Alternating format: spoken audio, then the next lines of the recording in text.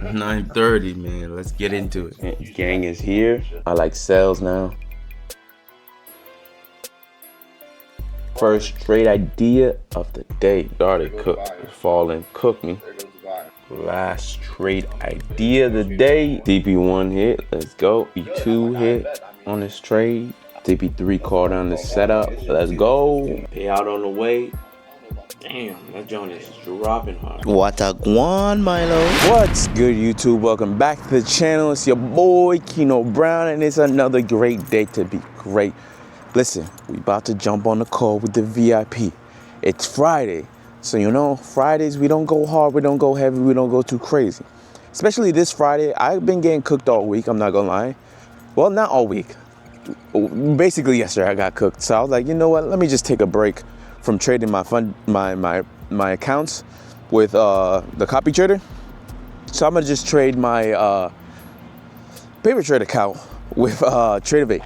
So yeah, I'm gonna just take it easy today. Look for cool setups, but I'll be back on Monday to kill the charts again. Sometimes you just gotta take a one, 2, 3 breaks. Feel me? Just to get your mind right, stay ready, so you don't have to get ready. Feel me? So without further ado, let's get into the charts, baby. You already know what the vibes is. Hit me in. Okay. First trade idea, trying to get buys.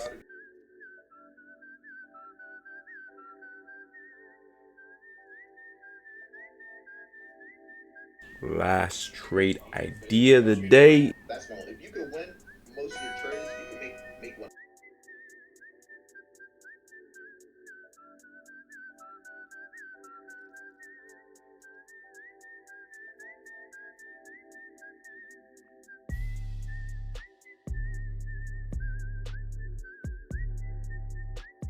TP1 hit, let's go.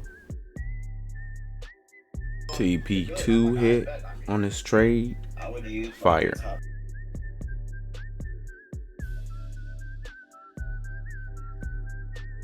TP3 hit on this one. So you already know, I'm back outside with the boy Milo the gangster, right Milo?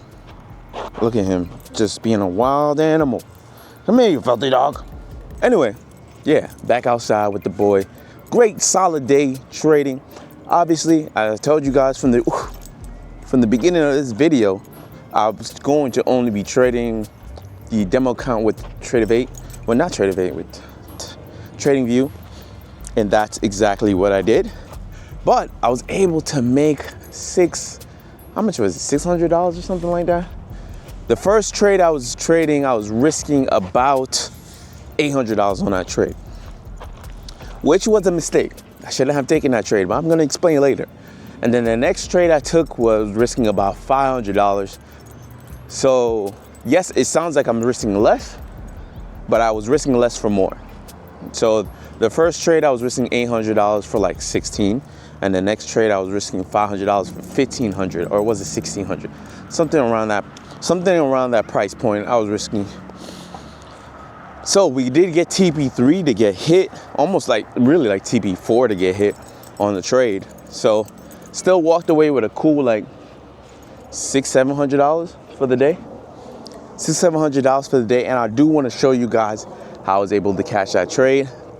So I'm gonna break down the charts for you, break down the trade idea, how I executed that trade, why I took that trade, everything good. So we're not gonna make this video too long. Try to do that quick trade breakdown for you guys, and then we're gonna get back to a little discussion. Let's go. Okay, so starting from the top, damn, you can see, dang, the market dropped crazy. If you look how it looks like from the top of what it looks like right now is 11:25. The market dropped hella crazy, but we're gonna start from the top, show you how I caught this trade. Let's go back to around 9 o'clock, the 9 o'clock open. I'm gonna get everything off my charts, and then we'll start from the top, baby. Delete. All right, first things first, I always want to identify my structure. Structure is everything. That's like the core, the fundamental, the backbone of my trading my trading strategy, my trading edge, just trading in general, honestly, because structure is going to tell you the direction of where the market wants to go. And you always want to know where the big boys is taking the money, because we are just peons in a big pot of money, right? We're not even like pennies. We're pretty much pennies in a room of millions. You feel me? Billions. Just money that you want to achieve, but you're not there yet, or maybe you are there. But even if you're moving millions of dollars in the market, you're still a little player in the market. I promise you, they're moving hundreds of billions of dollars in the markets every day. So pay attention. Structure. What is structure? Let me draw it out real quick for you. Boom, boom, boom, boom, boom, boom. Quickly. That's a downtrend structure, right? And then we're gonna have an uptrend, and boom, boom. We're gonna change the color so we know what the structure color looks like. Just gonna have a different color, green. Let me make it dark green so it's more visible. No, that looks black. All right, this is dark green. So this on the left side is a bearish structure. What makes a bearish structure? You can see that it's continuing to make lows.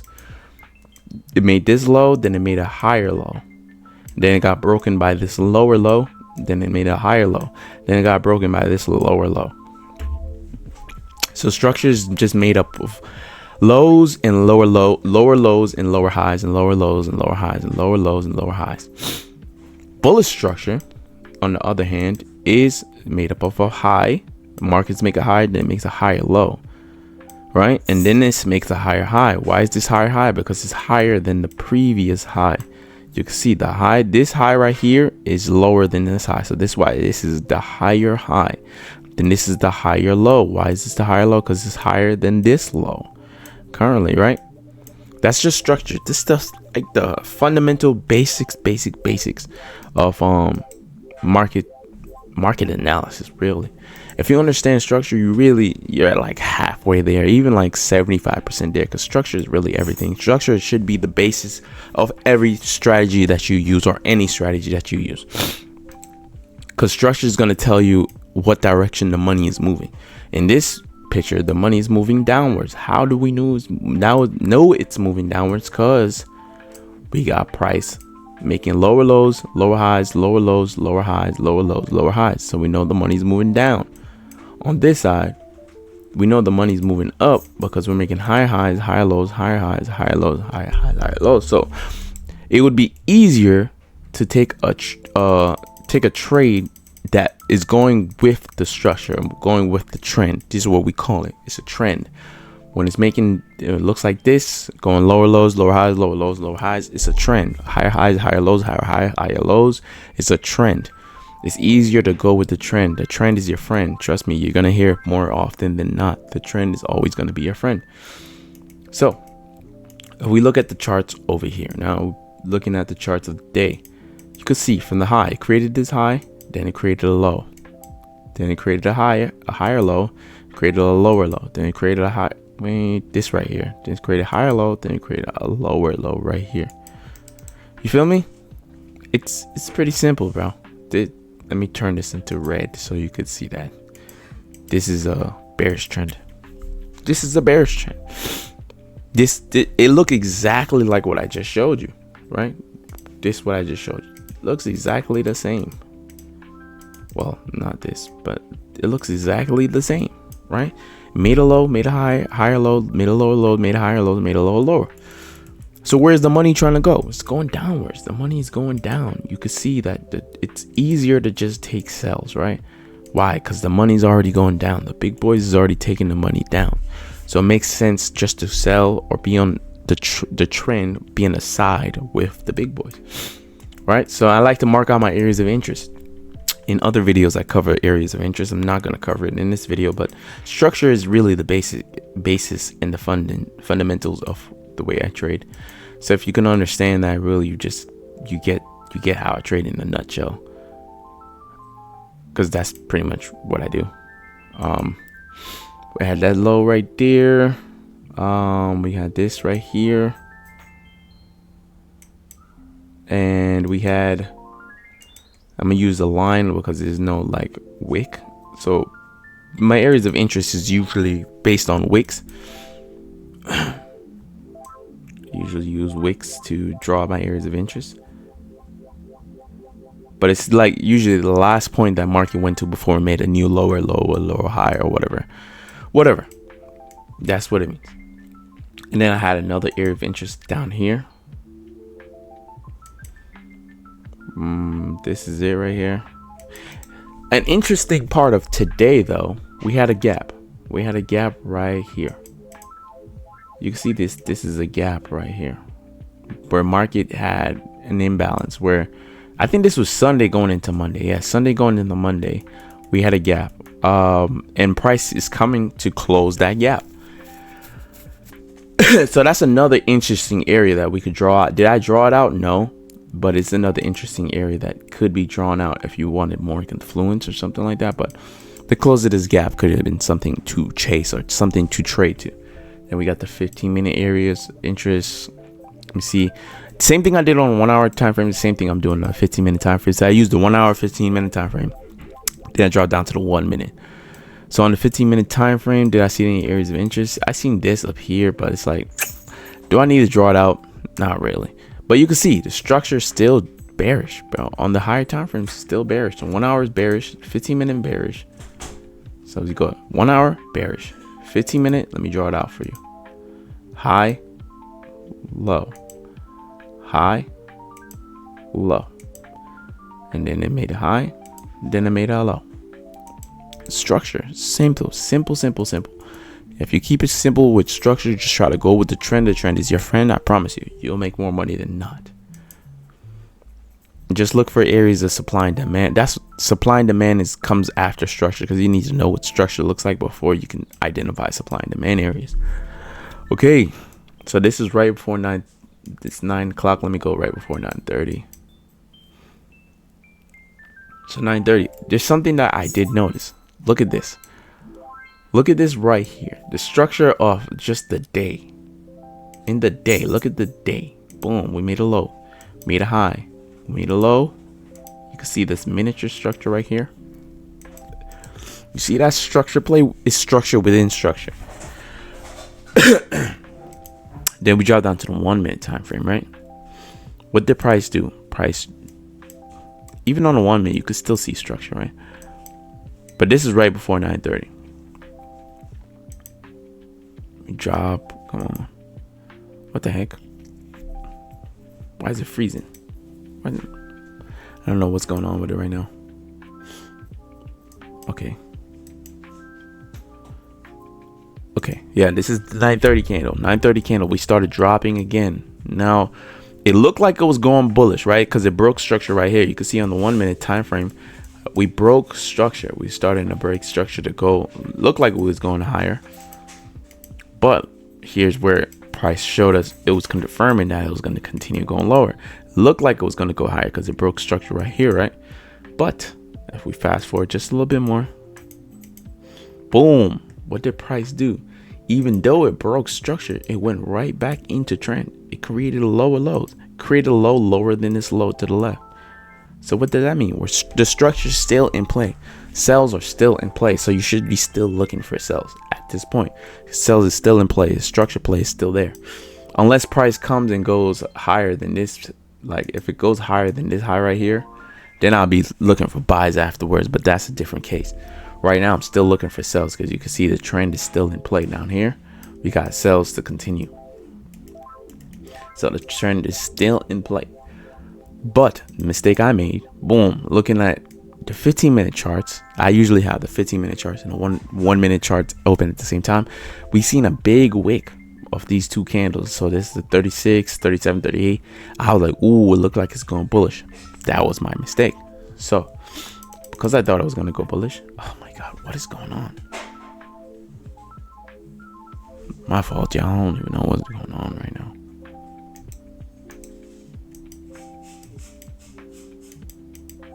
What?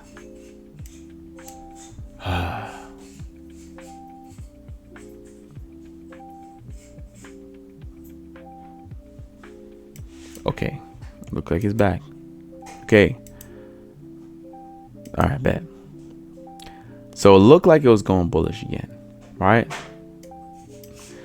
My mistake. I should have been looking for the sell. So I could have took like a sell like this. I should have been looking for like a sell opportunity like this. Continue taking it like lower. I could have took I would have said this. These right here, I wouldn't take it because these were bullish candles. You can see bullish, we close bullish, bullish, we close bullish.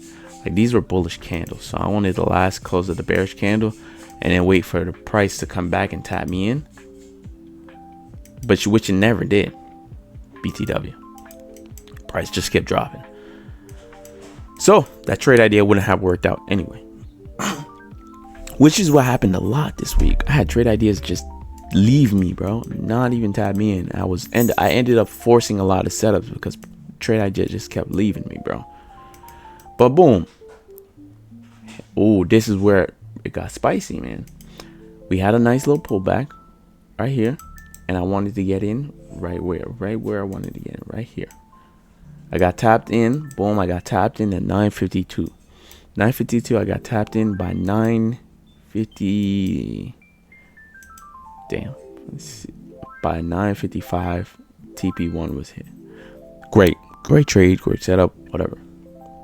Chops move that break even. By 959, TP2 was hit, but I was already targeting TP3.